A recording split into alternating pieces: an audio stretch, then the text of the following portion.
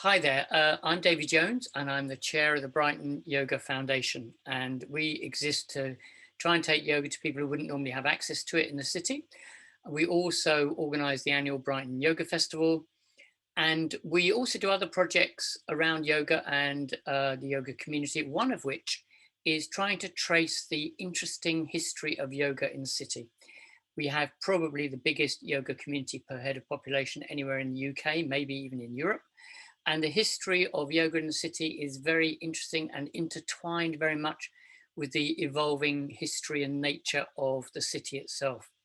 So we're having a number of discussions with people who played a key part in developing and evolving that history of yoga and the city.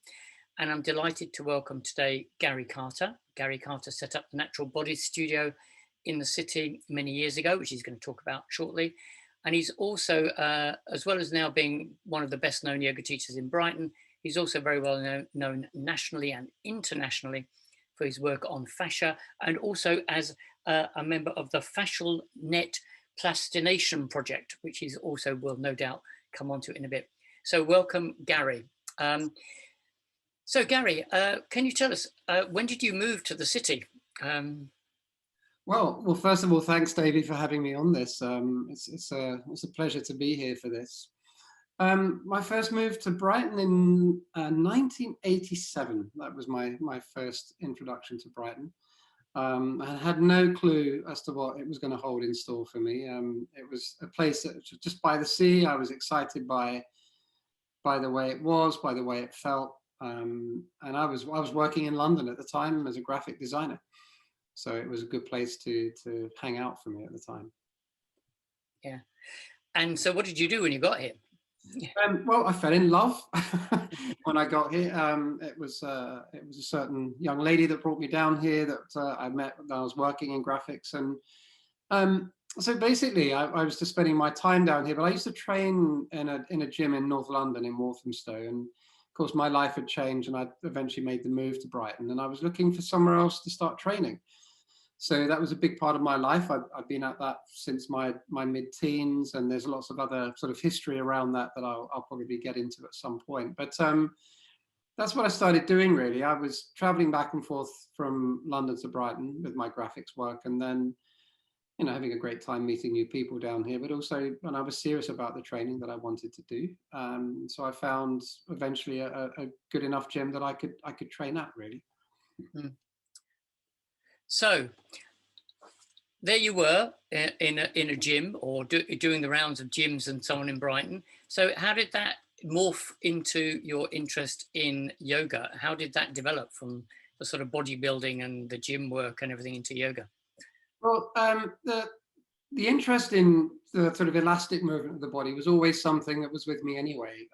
So when I was much younger, in my early teens, I was really fascinated by the cycling process. I was interested in competition cycling. It caught my imagination, and something I loved about that, and being on a bike, and sort of, it was like man and machine, but it was boy and machine, if you see what I mean. Mm.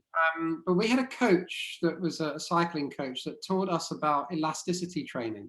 So anything that was related to stretching, he would always call elasticity training.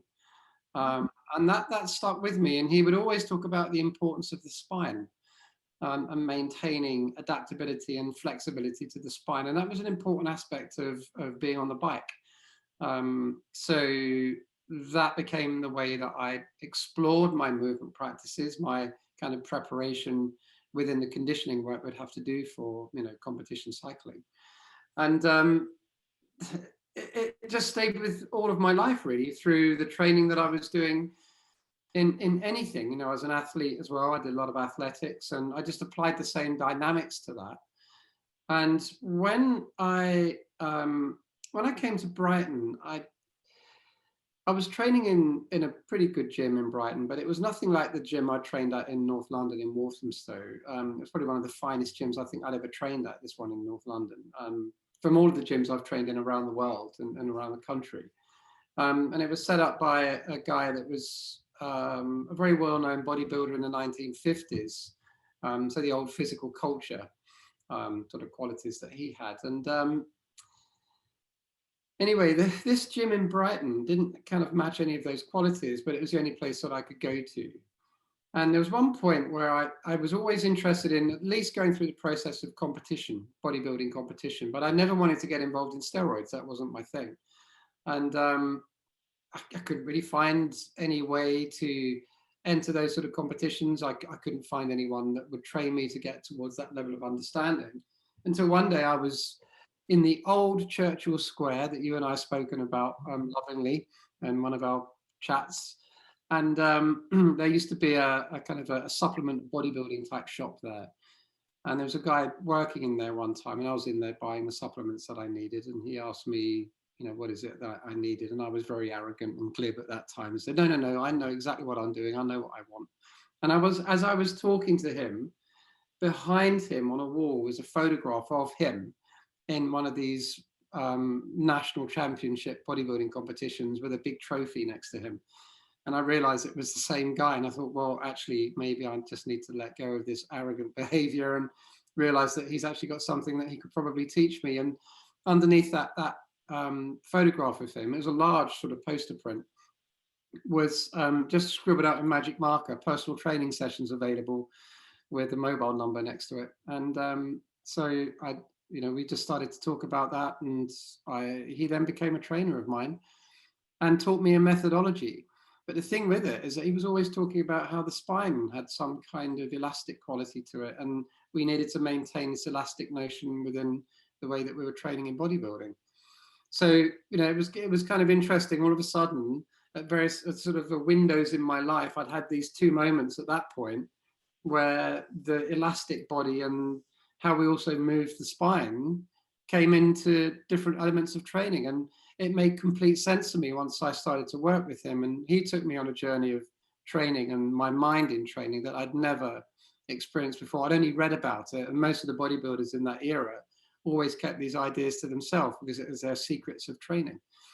And if we just jump forwards many years on from there, I was first of all, I was at a yoga class in Brighton, specific type of yoga. And I was always moving through my spine in a specific way when I was coming out of forward bends or towards them. And this particular teacher said to me, why are you moving your spine like that? Who have you been working with? Peter Blackaby.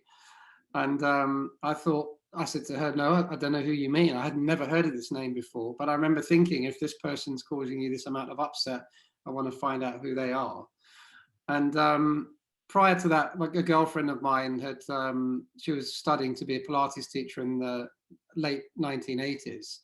And I was basically her guinea pig. So every time she would come home from her apprenticeship in London, I'll sort of be thrown on the floor and Pilated, as it were, going through various elements of the practice. But the spine was a key element within Joseph Pilates' work. It had nothing to do with what's called core stability. That was nothing to do with Joseph Pilates' work. It was more adaptation, elongation of the spine. So then I was also studying Shatsu in that particular time. And one of our anatomy teachers on the Shatsu course for a day was Pete Blackaby. And when he walked in the room, it was just one of those moments where I went, oh, it's you. I've heard of you. I've recognized his face, but I'd never met him before. It was a very strange moment. We started chatting about the dynamics of what we did. And I was primarily into the bodybuilding, but maintaining elastic movement in the body. And he was coming at the yoga from, even though he was teaching a day of anatomy, I've got to find out that he was an osteopath and was working on structure and posture, but also he was influenced by the yoga of Vander Scaravelli. And yet there again, we have breath, gravity, spine in relationship to yoga and this elastic dynamic. And the third time that had come up in my life, really. So it's stuck.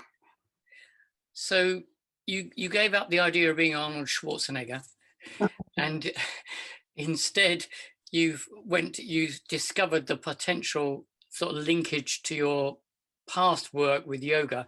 And what sort of time scale was that? I mean, I'm not asking for the month and the day, but what sort of year do you think that was that you met Pete? Have you? I think it's 93.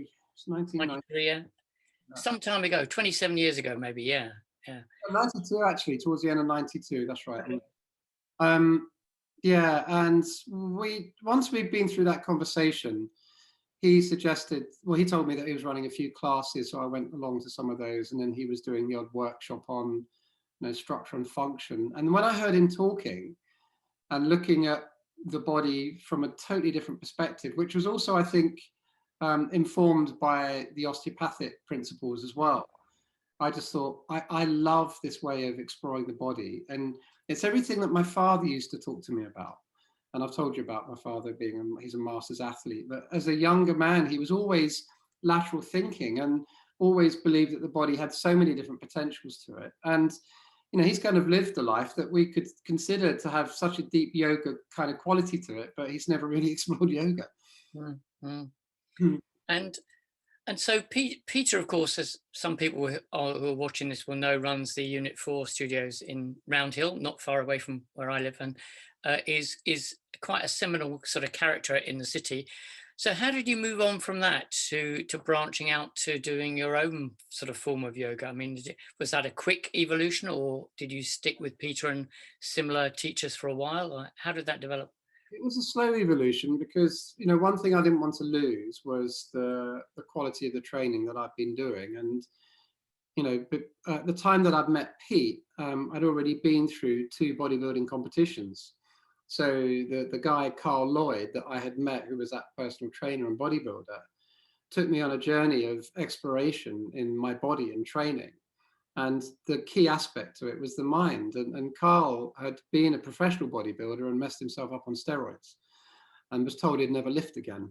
And he had damaged a couple of discs in his lumbar spine through just too much excess with the training, with a body that wasn't able to take the load, even though he was taking a particular steroid.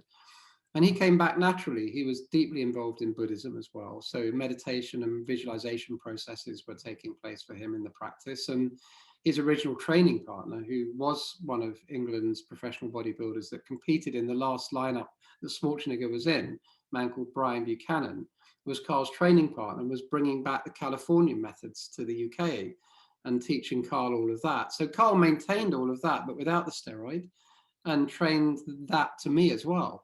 Now, my physique was never going to be one of these top professional bodybuilders, and he was very clear with me that that was never going to be the case. I don't expect to make money out of being the bodybuilder that way or make a living. But I loved the process of that exploration. So it slowly started to yoke together with what I was beginning to understand from originally the Pilates work that I was going through, and then how Vander's work really made sense to me. I'd been to a lot of Iyengar classes, and that also had quite a profound effect. And I think I mentioned this to you before at some point. I think 6 months into that kind of practice, and I only used to go once a week.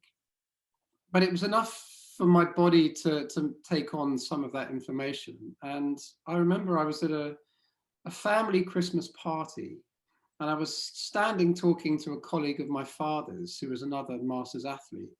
But I'd noticed that when I was standing, there was part of me noticing that I was really standing.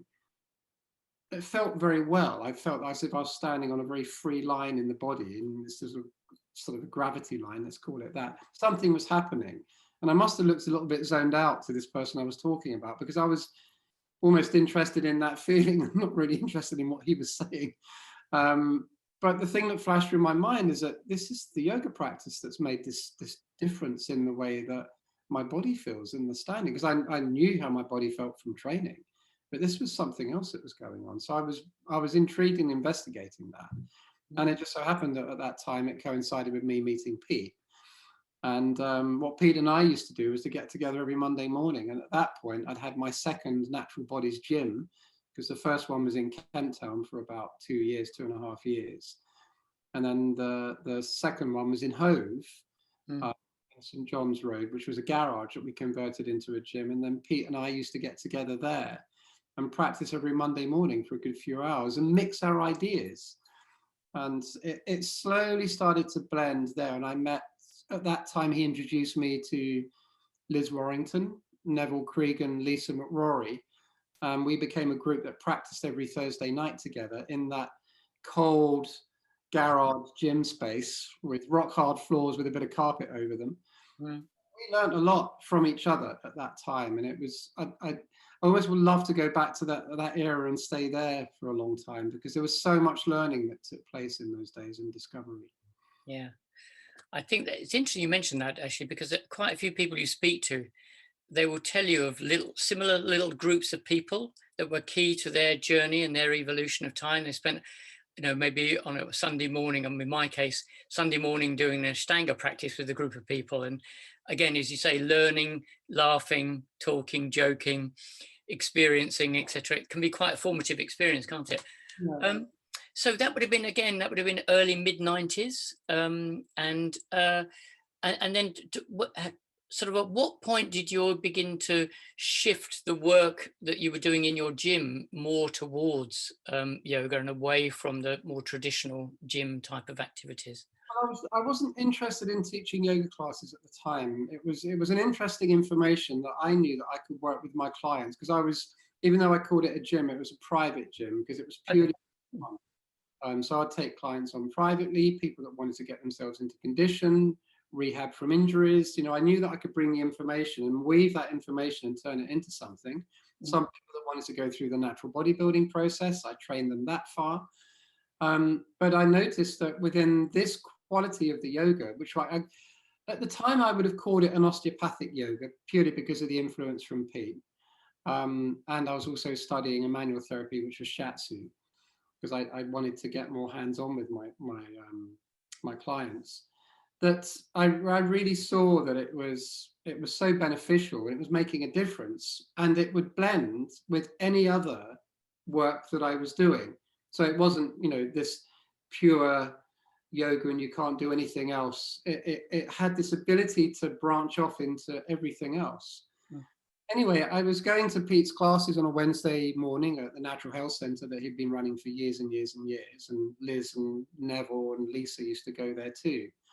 And one time Pete was saying, listen, I'm going away on holiday for a few weeks, and I would normally have the class covered by my sister-in-law, and she wasn't around. So I either stop the class for the next 2 weeks, or does somebody want to cover from the group? And my arm shot up. And at the moment it went up, I remember thinking, oh my God, what have I done?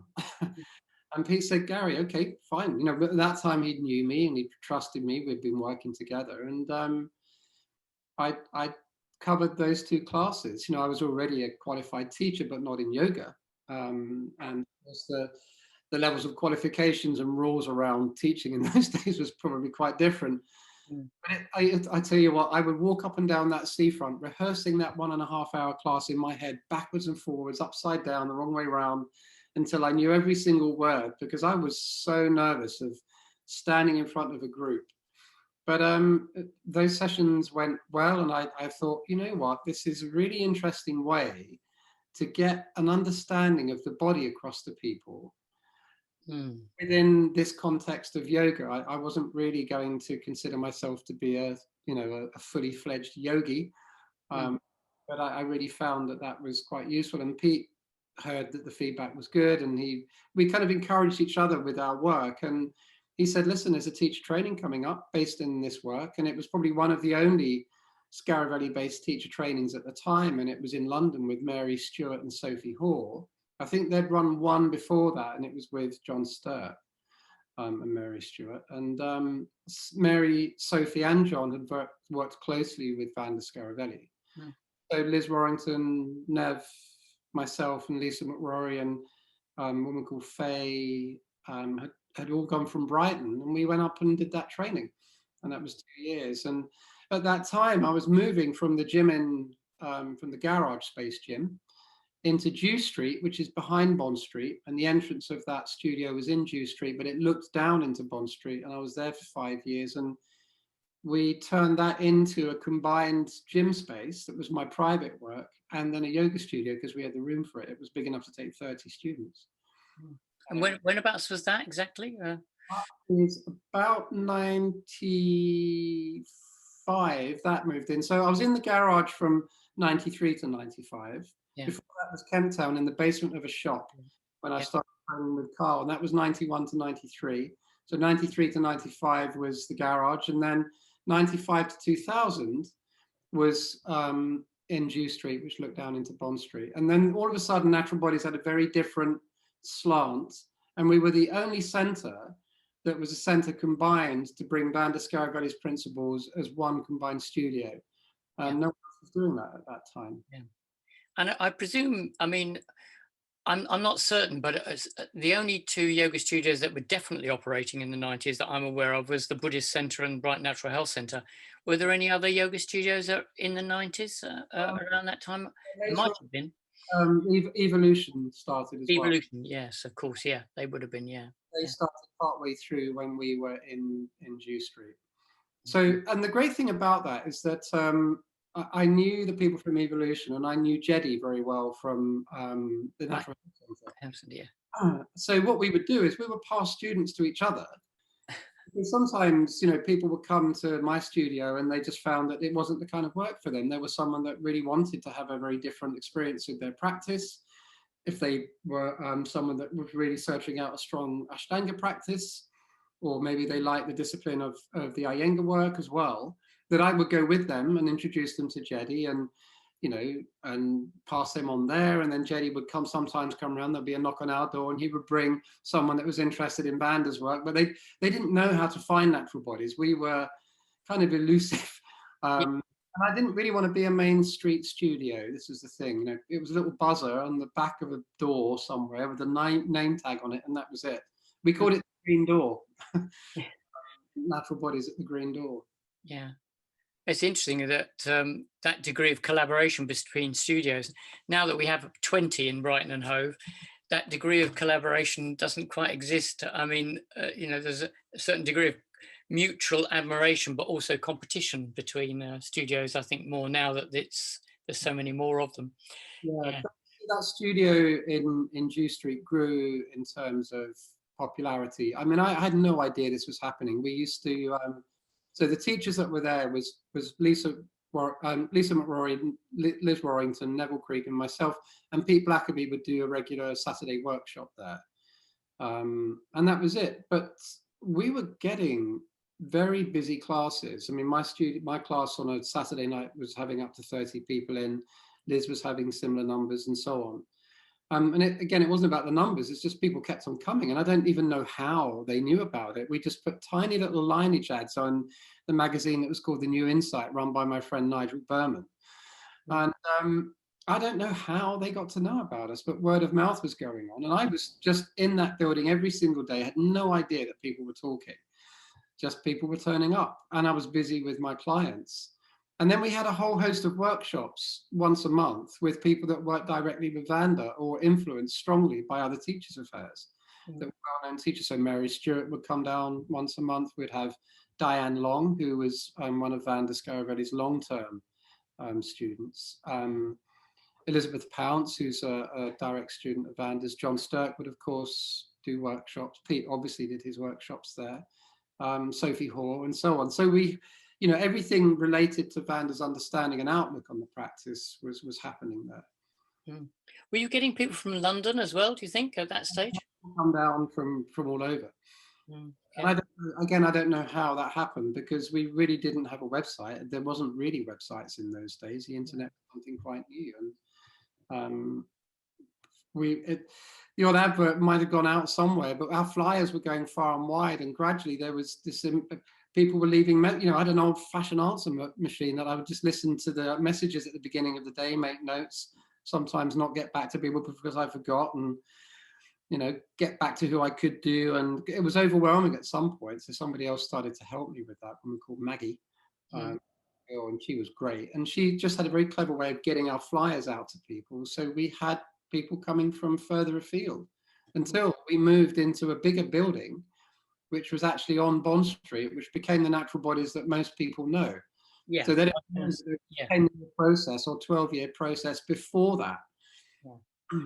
So that would have been around 2000 that you moved to the Bond Street, was it? Or yeah, we moved in there in 2000. So it was found the building came available in end of 99, got in there in 2000, and all of a sudden it grew. Everything grew. It wasn't just 1.5 rooms. It was 4 rooms and a reception, changing rooms, toilets, and a kitchen. And I had my gym room, and then we had a big studio space and treatment rooms.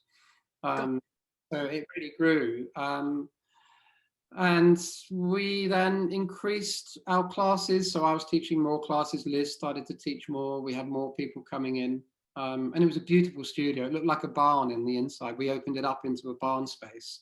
It's where Jing massage is nowadays. That was the way that was constructed with that open ceiling. We did that, Mm. and it was such a great studio to have. And but the business kind of grew 4 times over because of every room that we had. So we had cranial sacral therapists and Indian rope massage. I was doing my structural integration treatments because we were one of the first studios to host Tom Myers of the Anatomy Trains and bring the Anatomy Trains to the UK. Mm. And I mean, when that was growing, were there other yoga studios, any more other yoga studios beginning to emerge around that time? Yeah, there were. So we still had Natural Health Centre, and we were still there in the same way with each other. Buddhist Centre still existed, and Evolution. And then I think it was Yoga Haven that was one of the first ones to pop up. Yeah, the hot yoga studio, now called Ika. Okay, that's right. Yes. We heard of other studios popping up. I can't remember the names, but all of a sudden there was harsh advertising and competition, and that was just not the way that we were operating. It wasn't. We weren't a competition-based studio. It was just that we then became more high street because we were on Bond Street and we had a door on street level. Yeah. So Yeah. that changed the dynamic really. And I mean, in the early 2000s, I mean, the studio got quite a reputation, not just in Brighton. I mean, when I moved back down to Brighton in 2002 from London, and I'd started doing yoga in 1999. And when I moved back, I'd heard of Natural Bodies. I don't think I ever came, actually, to my eternal shame. I don't think I ever came to your wonderful studio, but I had heard of it. So so that reputation grew. Were you doing sort of things around the rest of the country, or were you focused entirely on Brighton? No, I was invited to teach workshops for the British Wheel of Yoga, and that was happening when I was in the other studio in the 90s. So I guess the name of the work was growing, and then I would always mention my studio, because my studio is a bit like a calling card. It was the thing that sat behind me. I felt as if I was supported by having that behind me. So yeah, gradually it grew and grew. So I was almost a bit like a messenger when I was teaching, and people then would come down because they wanted to work with the people that we hosted workshops there from or with.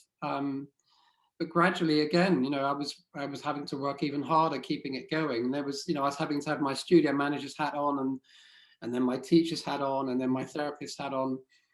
And then more and more people were coming in, and our database was growing, and it was going national. So we had people from Scotland and Ireland and Wales coming. We had some people coming over from France.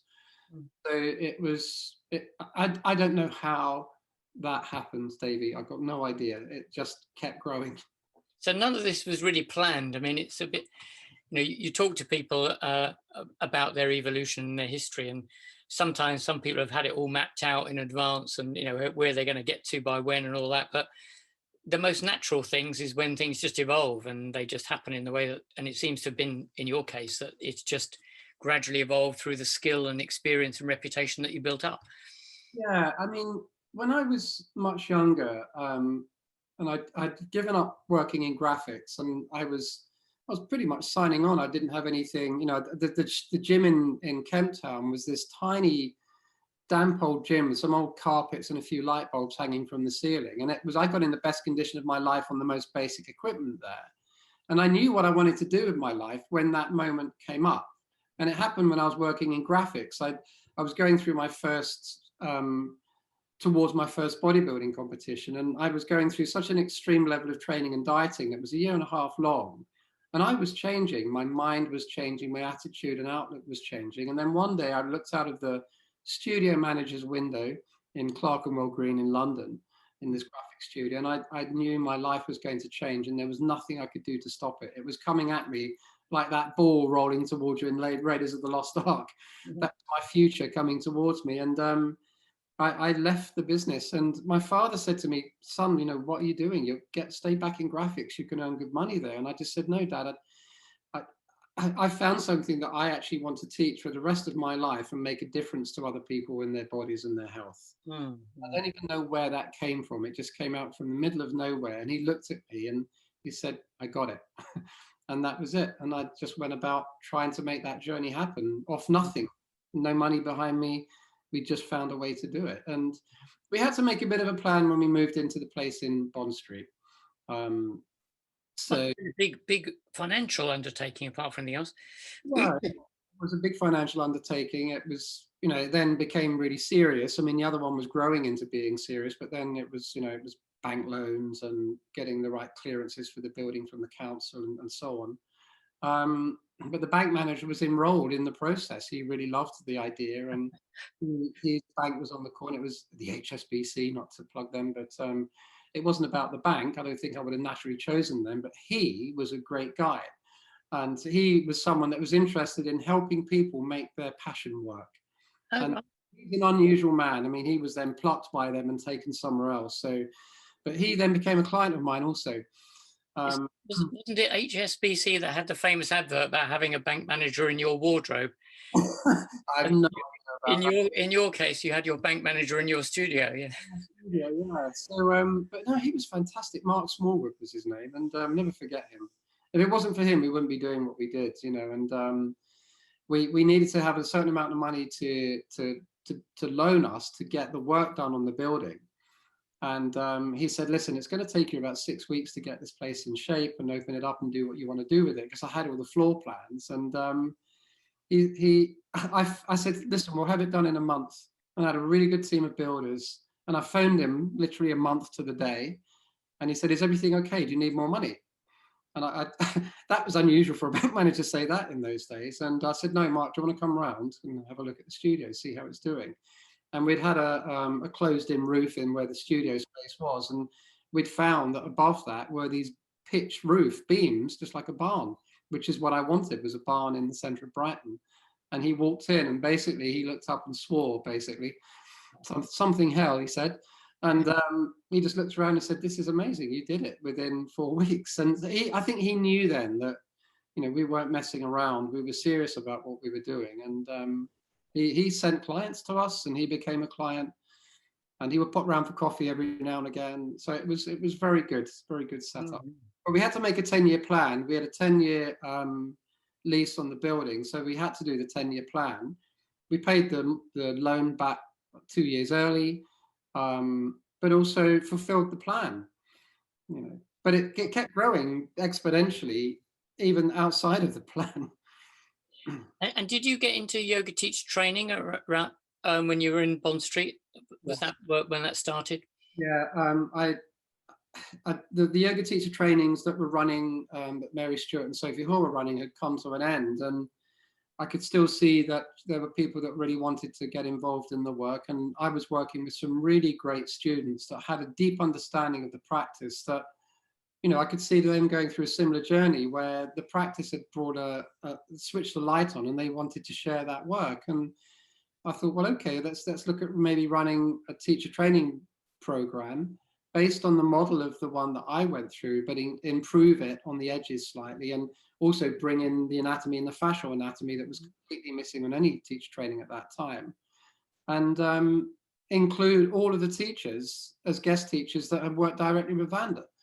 And that's what we did. And we had 12 students that completed that course, and all 12 became teachers, and all 12 are making a living. And any names we might recognize? Or yes, we've got oh god, the names have gone out of my head right now. There's Jason Boyce, there's Annie Ferguson, we have Helen Noakes, who was on that. There was Steve Bracken, and Jane Manzi, if you know of her. Yeah. Teacher. And did they come? And did you repeat that? Was that like, so once that had been successful, you carried on doing it each year, or? We did two. So it wasn't that we were going to run one this consecutive year. We finished one, gave it some time, and run the next one. Yeah. So really the dynamics of that is that we made sure that everyone's been through at least 3 to 4 years of the practice before they were ready to teach. Yeah. And that was really important for them to have done that. because they had an understanding of the practice, and then they could go into teacher training. So it wasn't about someone not really doing much yoga and then doing all their yoga through teacher training. That wasn't it. To understand teaching this work is a very different animal. And some people have got an idea of what Vanda Scaravelli's yoga is. And also, to be clear here, there is no such thing as Scaravelli yoga. It doesn't exist. Only Vanda Scaravelli did Scaravelli yoga. Influence from her ideas, but the rest of it was put through the way the individual could understand and implement that work. So there's no set style to it. And then we ran a second one, which we extended and made it a little longer. Yeah. And with that, we had Dot Bowen, who's doing some fantastic work out there. Rupert Johnson, James Fawkes, and various others. James has moved to America now, and he's doing great work with the work. So that was, again, another successful training. Everyone's teaching from that particular training as well. Yeah. And do you recall whether or not other yoga studios were doing teacher training at that time in Brighton? That's a good question. Not that I know of. No, I wasn't aware of it. Certainly when I moved down back in 2002, I wasn't aware of any teacher training courses, because I went up to London and did mine. And it's just an interesting point.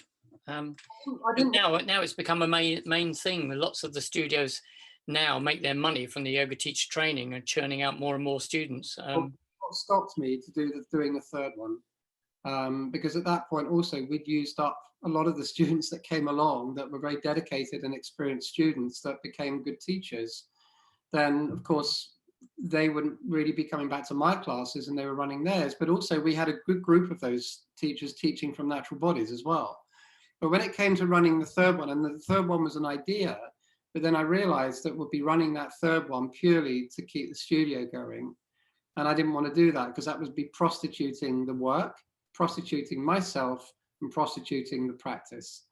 And I wasn't going to do that with Vanda Scaravelli's work. So what I did, and someone said to me, why don't you start teaching the anatomy based around it? Because that's the thing that's missing out there in the world in terms of yoga teaching, and no one's teaching fascial anatomy in yoga. And I've been teaching lots of fascial anatomy in movement and yoga since the early 90s anyway. So that's what I did. I just created a course out of that traveled. It never was taught at Natural Bodies, this course. Really? Taught around the country and now into different parts of the world. And that course still runs. But also that supplemented the studio. And when I ran the 2 yoga teacher trainings at Natural Bodies, I never took any salary for that. That was something that just kept the studio going so that we could support the course. Mm-hmm. And so then increasingly your role moved presumably from running the studio to your career developed more and more outside of the studio, going around the country and internationally and so on, and into becoming an international expert on fascia and movement and so on. So tell us a bit more about that, and how you kept your feet on the ground in Brighton while you were still evolving into that sort of role. Well, so it's, that I think the fascia thing starts from Pete Blackaby and John Sturt. John was the first person that really mentioned the word to me, I think, in the early 90s. And I got interested, and I went down exploring the route of cranial sacral work just after I'd finished my shiatsu training, because I knew there was something happening under my hands that the shiatsu work couldn't describe, but the cranial work did. And John, being an osteopath and cranial osteopath, really understood the notion of the way fascia was moving relative to the practice, and realized that Vanda's work was right on the money with what was happening in terms of how the fascial structure was responding to the yoga, or the yoga responding to the fascial structure. And it just became a deep interest. And with that, we met Tom Myers in 97. So he came and did a very short lecture at my studio in Jew Street at the time. And I was enthralled by what he was doing, but also he was highlighting some of the things that Pete Blackaby and I had been discovering by strapping Dynabands to our clothing and going into certain forward bends and understanding these tensional dynamics that we didn't really put a name to. And then when we met Tom had dissected some of these structures and called them certain things for his book. The book hadn't come out at that time. So I got in touch with him and started to work with Tom, just to sort of take the work deeper and have a different understanding from his perspective, and trained in the structure integration, which is a derivative from Rolfing. And I found really that there's a way that I could translate that work into a moving body where none of it was being used in moving body dynamics in terms of an anatomy that was missing. And that just became something that I understood, because in my bodybuilding life, I could see and feel the body as a 3D structure because my graphics was 3D design. So I could always see it that way. So teaching anatomy is a 3D thing. Is that I could always, because one of them, you can see this collapse model behind me, that one that looks like it's falling apart, has been made to move a particular way. And I've put elastic through it and made elastic muscular structures and so on, so that the individual can understand seeing something from a 3D perspective. And that just became something that became popular within the British Wheel of Yoga, and then all sorts of different other training schools, Pilates training schools, different yoga training schools, massage schools, and fitness schools. So that's, you know, another line really that I've been teaching along, just out of the passion of understanding the nature of what we are and who we are as a moving being. And I always find that the philosophical elements of yoga always appear there, because they appear in what we understand of the fascial structure. And when you start to look back into some of the philosophical texts, they're kind of describing it. Describing it as an experience, but not an anatomical thing. Yeah. And eventually you closed Natural Bodies down. Yeah, so the lease came to an end, and some friends of mine at the time, Megan, Mari, and her colleague and Rachel, that's right, were running a massage school called Jing. And they were doing great work with their massage school, and they were hiring different venues to run it. And I also appeared teaching some of the fascial anatomy on some of their courses.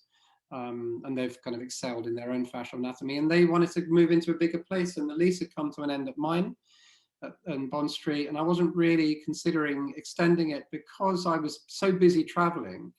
And I was constantly bailing the studio out, you know, because with me not being there, you know, I had a specific way that I needed it to run. It just wasn't doing that when I wasn't there, really. So what we did is we shared it for the first couple of years. So Jing took it on, and we kind of reduced Natural Bodies and had it within their business. And we had some of the classes there with a reduced amount of teachers. And I was continuing my private sessions, some classes, the odd workshop, but I was traveling so much. And then even after that 2-year period, again, I was traveling so much and teaching that it was the best thing to do was to let it go, you know. So, and it was a good move, you know. It was hard to do because it had been my baby for so long. Yeah. However, you know, Natural Bodies will come back as a centre again, but it won't be, you know, a big main street all singing or dancing. It will be, as it was at the beginning, a private-based centre, which is what I would prefer to do. So we heard it here first. Yeah. Right, teasing us with that bit of information, which we'll have to hear more of in the future. So you don't regret giving up the studio in that sense. Your career really had taken off in a way that meant that actually running the studio was almost at variance with being able to do the work that you really wanted to develop. And I was hanging on to it longer than I needed to. I mean, you know, because it was, I had no idea. I built this from a vision, and I always saw that I would have it forever. Of course, there's some point where things have to adapt and change, because I was being pulled all over the place to teach, and I was loving that, and the travel with it was great. But also meeting so many different people in different parts of the country and the world with that work, still under the name Natural Bodies, so that still exists. Yeah, yeah. But no, you know, no, I don't regret it. It was hard, but I don't regret it. And also by that time, there were actually quite a few studios opening up in Brighton, which meant there was more competition, and in a way you could insert your learning and your experience and your approach into some of those studios potentially, just as you could around the rest of the world. Presumably there are some of your students still teaching in the city now, are there, in different ways, different places? Or we've got Don Deloso, Jane Manzi, Dot Bowen, there's quite a few others. It's just not off the top of my head right now, but got a few have moved away, but they're still doing the work, you know. Luke's and Steve Bracken and Rupert Johnson, that are 3 students of mine, are running their own successful teacher training, which has been based in India, the Yoga Health Mandala, and I teach on that. And Dot Bowen has been running her teachers development training as well. And I also have been teaching on that in the past too. So it's been an honor to teach on past graduates' new teacher trainings. I can imagine, yeah, lovely. Yeah. I'm nervous when I'm teaching on their sessions, because all of a sudden those are the head honchos in their courses.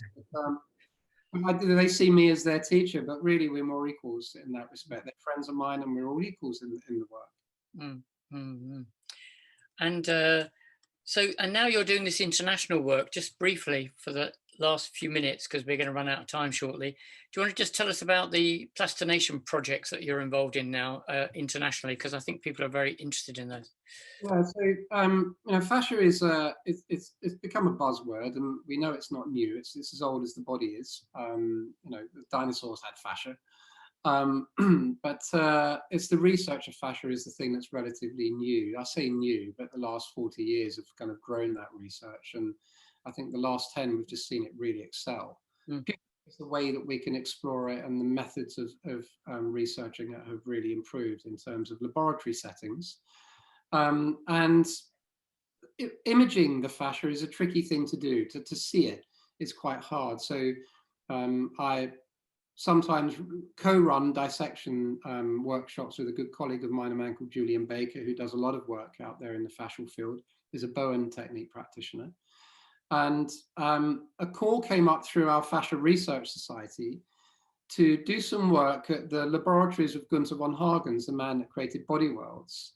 And in 2018, when this first came up, to do some dissections that would try to image the fascia and then eventually plastinate them, just like the models we see in Body Worlds, as small pieces, to see whether it would be possible to image it. And that happened. Those pieces became an exhibition at the World Fascia Congress in Berlin in 2018, of which a colleague of mine, Rochelle Clausen, and I both curated and designed that exhibition because no one else was going to put it on. So we had to create a mini Body Worlds, but a fascia worlds, as it were. And that became such a success that the people at the Plastinarium, that are the people that create the bodies for Body Worlds, were so impressed by that. They then gave us the permission via a head researcher, Robert Schleip, to go ahead with the first ever full body fascial plastinate, so fascial focused plastinate. And it ended up that I became the lead dissector and designer of that particular project. And that lasted for about 6 months, being in Germany pretty much permanently on design and dissection.